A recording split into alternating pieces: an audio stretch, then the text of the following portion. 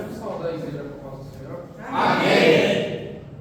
Quero estar lendo Santo Deus. no livro de Atos, Maravilha. no seu capítulo 7, a partir do versículo 59.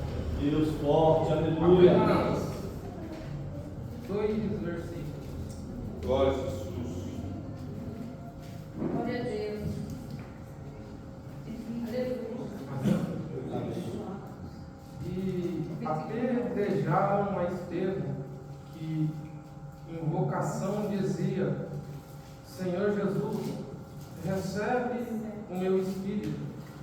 E pondo-se de joelhos, clamou com grande voz: Senhor, não lhes imputes este pecado. E tendo dito isto, adormeceu. Amém, aleluia. Poderia se assentar? Aleluia. Estava meditando em cima desta passagem. Aqui no livro de Atos, no seu capítulo 7, vai se referir a um personagem a qual pertencia à igreja primitiva. Jesus. Olhamos para o livro de Atos, no seu capítulo 7, vai se referir a um personagem chamado Estevão. Mas o que me chama a atenção em cima disso é o porquê chegar a este ponto aonde está se referindo a Estevão. Olhando na palavra de Deus, vamos ver que a igreja primitiva ela estava se desenvolvendo. A igreja primitiva ela vai se iniciar mais ou menos em Atos, no seu capítulo 2, mais ou menos. Mas vamos ver o porquê Estevão ele foi levantado como um obreiro na igreja primitiva. Olhamos para a palavra de Deus e vamos ver que enquanto a igreja estava se desenvolvendo, algumas lacunas foram abertas, porque a obra de Deus é necessária ter obreiros para tampar essas lacunas. Sim, Jesus. E olhando para isso, precisando ser tampado algumas brechas, vamos ver que então Pedro, que estava de frente à igreja primitiva, vai ver que necessita levantar alguns obreiros. E o que me chama a atenção é sobre este personagem. Por quê? Porque Estevão ele não foi levantado de qualquer maneira. Pedro não falou assim: pega qualquer um aí e coloca de frente. Verdade. Vamos ver que a palavra de Deus vai falar bem assim, que os homens tinham que ter um bom testemunho. Verdade. Vamos ver que a palavra de Deus vai falar que tinha que ter uma vida irrepreensível. Vamos ver que a igreja primitiva, ela se inicia mais ou menos em Atos, no seu capítulo 2. Mas vamos ver que o evangelho, ele se inicia antes. Vamos ver que o evangelho se inicia na pessoa de Jesus Cristo. E o que me chama a atenção é que quando Cristo começou a pregar este evangelho, as boas novas, vamos ver que quando ele começa a trazer os primeiros apóstolos, Cristo vai pregar o quê? Arrependei-vos, porque é chegado o reino dos céus. Aleluia. E quando Cristo está pregando essa palavra, vamos ver que Pedro, escutando isso, ele vai se atentar para aquilo que Cristo está pregando. Aquilo vai chamar a atenção de Pedro. E Pedro, aquela pregação a qual Cristo estava trazendo, ele vai chegar, a palavra de Deus vai falar bem assim: e Pedro, deixando tudo, vai começar a seguir a Cristo. O que me chama a atenção é que o evangelho a qual Cristo ele nos traz não é um evangelho a qual é voltado ao meu próprio interesse. Cristo em si ele não barganha com ninguém. Vamos ver que quando Cristo está pregando arrependei-vos porque é chegado o reino dos céus, vamos ver que o ministério sobre a vida de Pedro se inicia ali. Vai falar que Pedro vai deixar tudo e vai começar a seguir a Cristo. Aleluia. E pelo fato de Pedro deixar tudo o que tinha para seguir a Cristo, Pedro vai viver algo que nem todos viveram. Vamos ver que Pedro ele vai começar a ver as maravilhas a qual Cristo operava. Vamos ver que Pedro em si ele vai ver os milagres a qual Jesus operava. Vamos ver que ele em si ele vai ver palavras a qual Cristo pregava. Que não foram todos que viveram isso. Mas o que me chama a atenção é que certa vez Cristo pregando a palavra, um jovem rico chegou perante Cristo e falou bem assim: o que eu preciso fazer para herdar a vida eterna? Aleluia, Jesus. Cristo vai olhar para ele e vai falar assim: você conhece os mandamentos? Guarda eles. E o que me chama a atenção é que aquele jovem rico vai chegar e vai falar bem assim: eu faço isso desde a minha meninice. Mas o que me chama a atenção é na resposta a qual Cristo dá àquele jovem. Por quê? Porque Cristo vai responder bem assim para ele: ainda te falta algo. Vende o que tens e dá aos pobres. Aleluia. Mas o que me chama a atenção é por que Cristo vai falar ainda lhe falta algo. Sabe por quê? Porque o coração daquele homem estava voltado às coisas dessa terra. O coração daquele homem ainda estava preso às coisas dessa terra.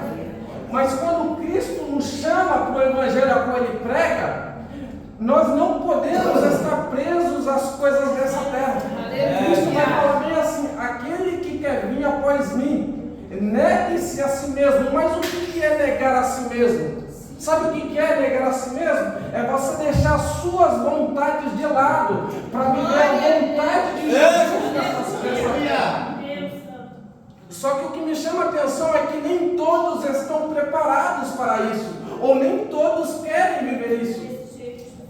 Quem quer renunciar à sua própria vontade? É difícil.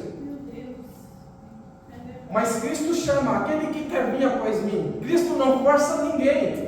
Ele mostra o convite.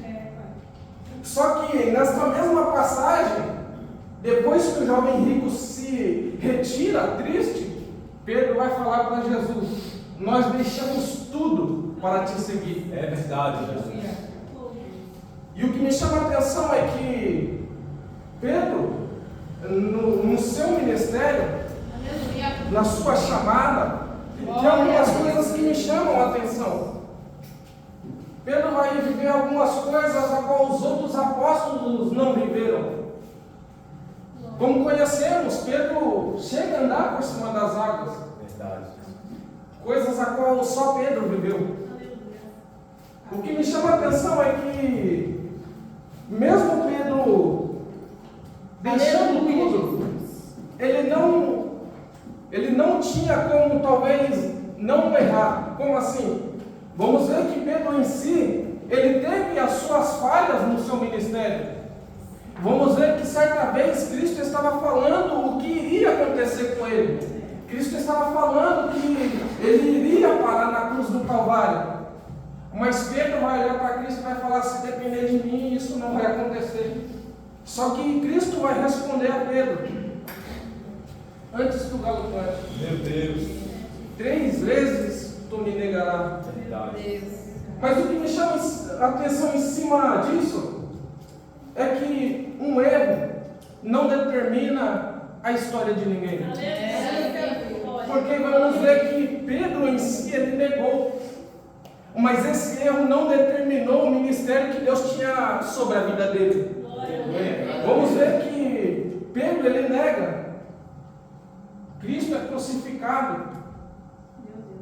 E o que me chama a atenção é que a palavra de Deus vai falar que Pedro em si vai voltar para alguns velhos costumes. Aleluia, Jesus. A palavra de Deus vai relatar que Pedro vai voltar a pescar É verdade. com alguns apóstolos. E o que me chama a atenção é que Pedro está lá pescando. Cristo já ressuscitado está na beira da praia. Cristo fala algo. E o apóstolo a quem Jesus amava vai falar bem assim: eu conheço essa voz. É Deus, aleluia. Mas a palavra de Deus vai falar que quando Pedro reconhece que é Jesus, ele olhando para si, ele vai se sentir nu e vai se lançar ao mar. Verdade. E algo que Deus vinha ministrando ao meu coração em cima disso. Mas o que é esse se sentir nu? É o mesmo sentimento que aconteceu com Adão lá no jardim. Meu Deus.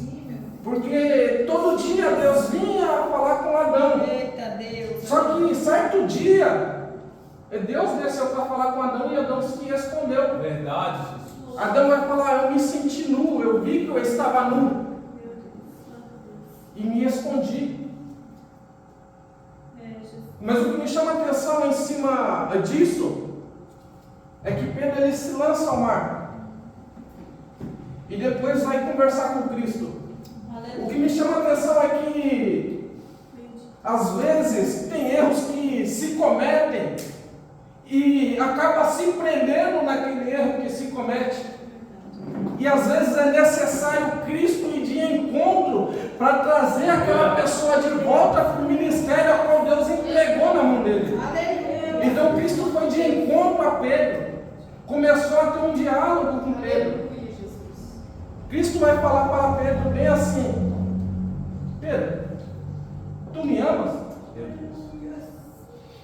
Pedro, sem pensar duas vezes, vai falar: amo, Senhor. Cristo vai perguntar a segunda vez: me amas? Amo, Senhor. Na terceira vez que Cristo pergunta, vai falar que Pedro se entristece. E Pedro vai falar bem assim: Senhor, o Senhor sabe de tudo. Aleluia. Tu sabes que eu te amo. Só que o que me chama a atenção é que Cristo vai falar: apacenta as minhas ovelhas. Jesus. E o que eu consigo entender com isso? Que o amor a qual temos que ter em nossa vida não é um amor apenas falado. Como assim? É muito fácil eu falar que eu amo o meu irmão da boca para fora e as minhas atitudes ser totalmente diferentes com aquilo que eu profero da minha boca. Meu Deus. Então, quando Cristo fala apacenta as minhas ovelhas, Cristo está falando o quê? Eu não quero que você apenas fale, eu quero que você pratique isso que você está me falando. Porque Deus em si, Ele nunca falou que amava, mas Deus, Ele demonstrou. Como que Deus demonstrou que amou a humanidade? João 3,16 vai falar bem assim: porque Deus amou o mundo de tal maneira que entregou o seu Filho unigênito para todo aquele que nele crê, não pereça, mas venha ter a vida eterna. Então vamos ver que Deus em si, Ele não fala, Ele demonstra. O evangelho que Cristo nos traz não é um evangelho que tem que ser apenas falado, mas tem que ser um evangelho vivido a cada dia. Então vamos ver que ali, quando Cristo está tendo aquele diálogo com Pedro, Cristo está entregando o quê? O ministério sobre a vida dele. A igreja primitiva vai se iniciar sobre a vida de Pedro. Aleluia. Aleluia, Jesus. Em Jerusalém, a igreja primitiva se começa a se desenvolver. Estevão é levantado como um desses obreiros, como um diácono. Verdade. E o que me chama a atenção é que nessa que Estevão é levantado, que fala que tinha que ter um bom testemunho, que fala que era uma vida irrepreensível. Às vezes olhamos para o evangelho a qual nós vivemos nos tempos de hoje e vemos uma bagunça por aí afora. Mas por que às vezes a gente vê isso? Porque já não tem mais essa preocupação de levantar homens com um testemunho, com uma vida irrepreensível. Muitas das vezes nem a gente acaba querendo ter uma vida assim. Por quê? Porque é uma vida difícil, é uma vida de renúncia. Mas Cristo, Ele fala, tem que renunciar às suas próprias vontades para seguir a mim. Você não pode viver conforme você quer. Uma vez que eu aceito a Cristo, não é a minha vontade, é a vontade de Cristo em minha vida.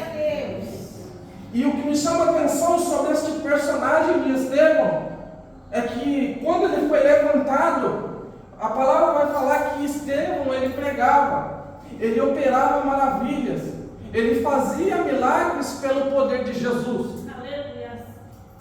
E o que me chama a atenção é que algumas pessoas que estavam vendo aquilo, levanta em si um sentimento de inveja.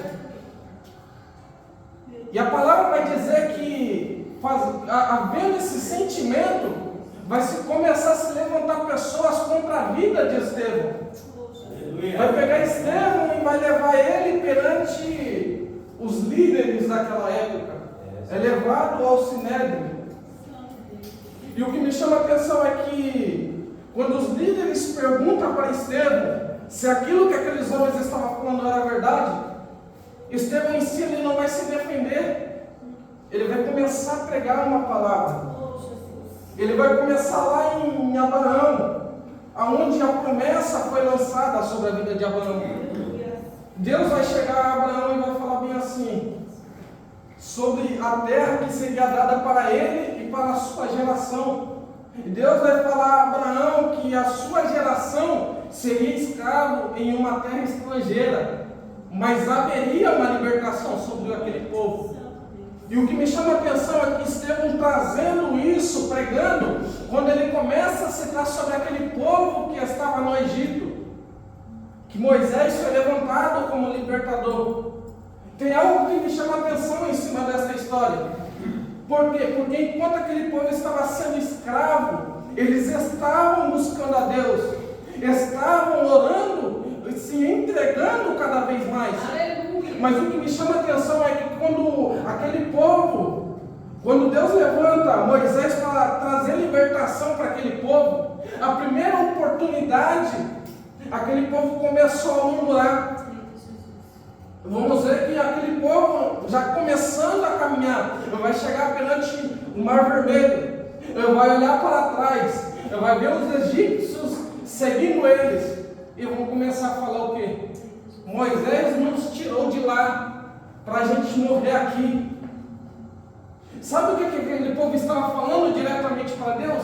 Nós não acreditamos na promessa. Meu Deus. Sabe por quê? Porque se acreditasse na promessa de Deus, não estaria murmurando no meio do deserto. Aleluia. Só morre no meio do deserto quem não acredita na promessa de Deus sobre a sua vida. Meu Deus. Aleluia. Sabe por que às vezes olhamos e vemos muitas pessoas padecendo? É porque já não acreditam mais naquilo que Deus lançou sobre a vida delas. Aleluia. E olhando para isso, vamos ver que aquele povo, mais para frente, até se desvia o coração de Deus. Alguns voltam até a adorar a outros deuses.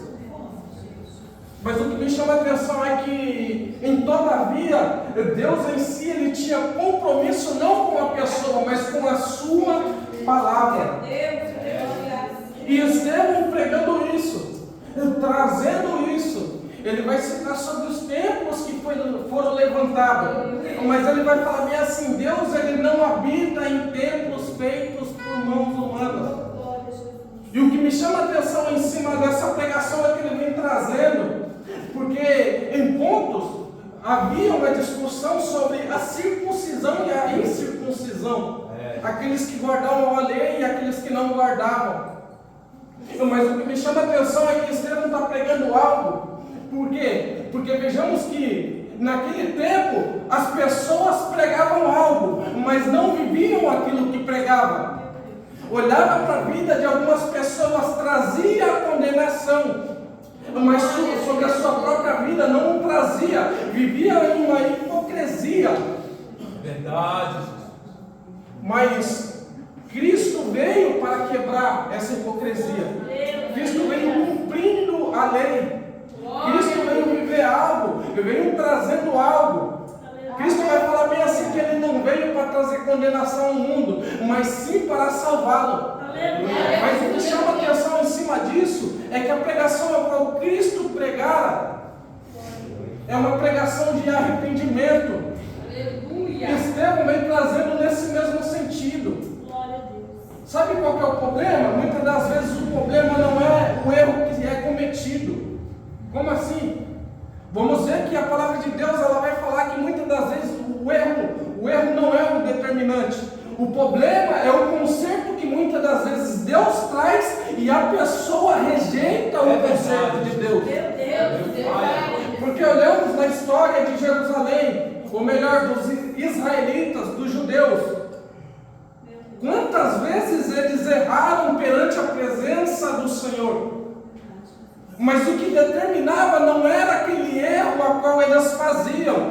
O grande problema é que quando Deus vinha com o conserto para o povo, muitos rejeitavam o conserto de Deus.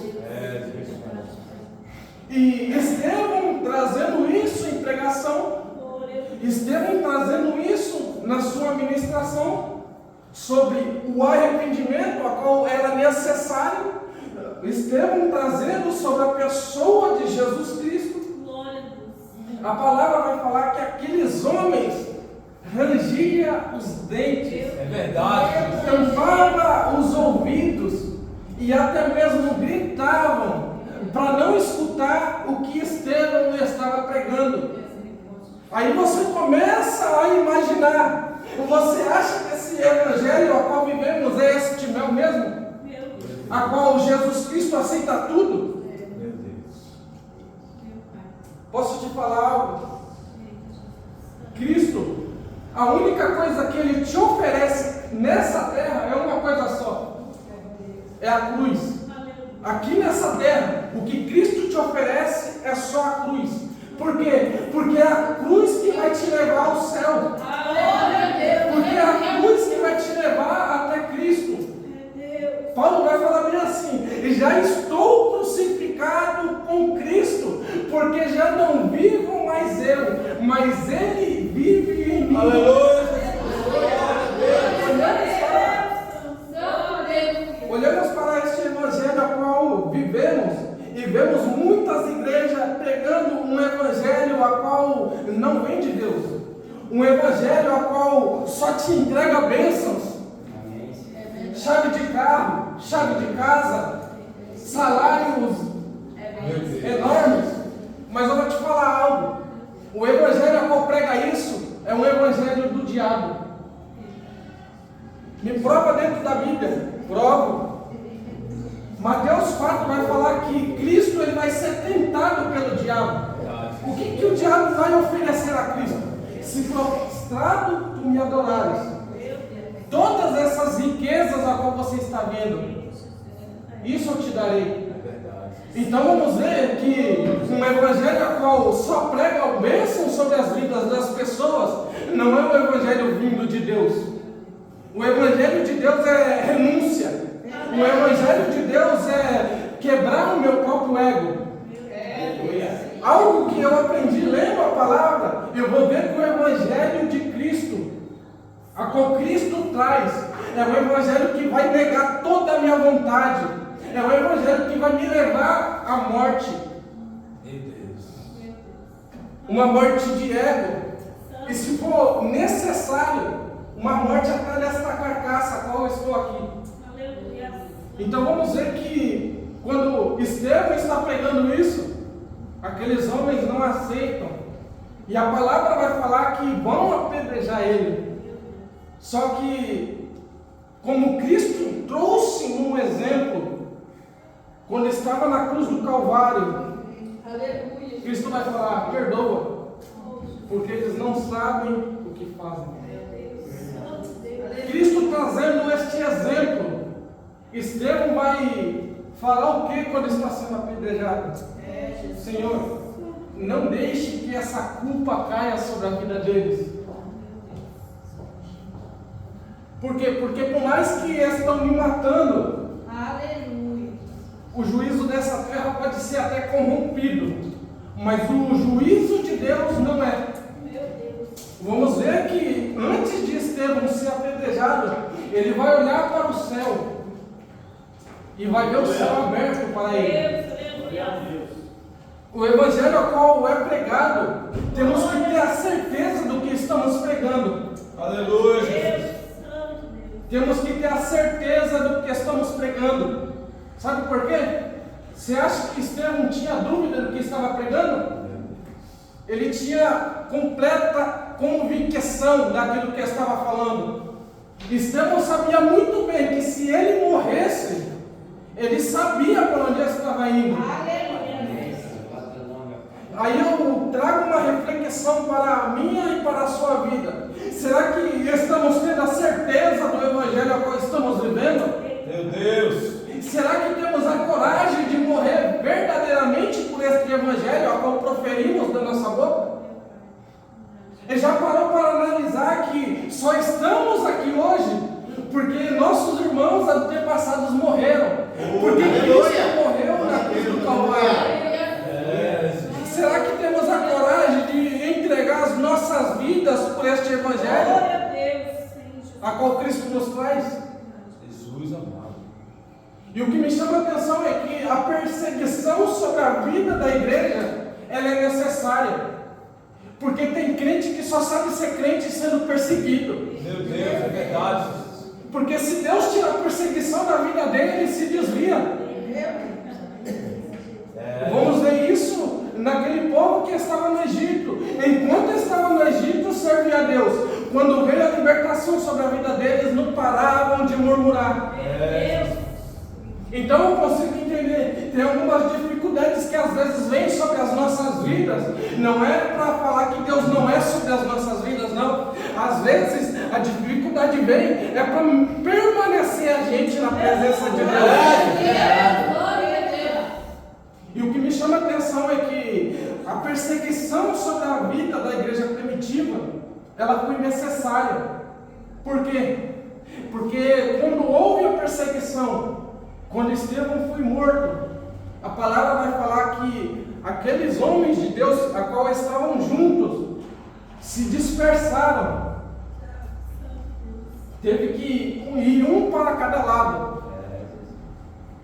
Mas isso foi necessário, por quê? Porque o Evangelho foi se espalhando. Não ficou somente em Jerusalém. Ele começou a se espalhar. Então vemos que a perseguição ela foi necessária para quê? Para alcançar mais vidas.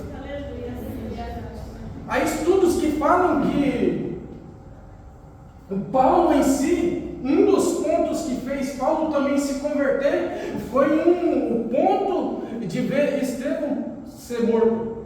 Porque fala que quando levaram Estevão, levaram até o pé de Paulo. Então Paulo chegou a ver a morte de Estevão frente a frente. Então às vezes tem algo que é necessário acontecer para que pessoas venham olhar para aquele testemunho e falar: eu quero ser igual àquele homem. Meu Deus. Morrer pelo Evangelho. Eu não quero viver o Evangelho a qual eu fico sentado na minha casa vivendo de qualquer forma, não. Eu quero ser igual a estes homens a qual entregaram as suas vidas por amor de Cristo, a qual não pensaram duas vezes, não, sem dúvida. Olharam e falaram: eu não vivo para minha própria vontade, eu vivo para viver a vontade de Cristo na face dessa terra. E se for necessário eu morrer por este amor, eu me entrego junto, para que o Evangelho venha cada vez mais crescer. E assim eu quero agradecer ao meu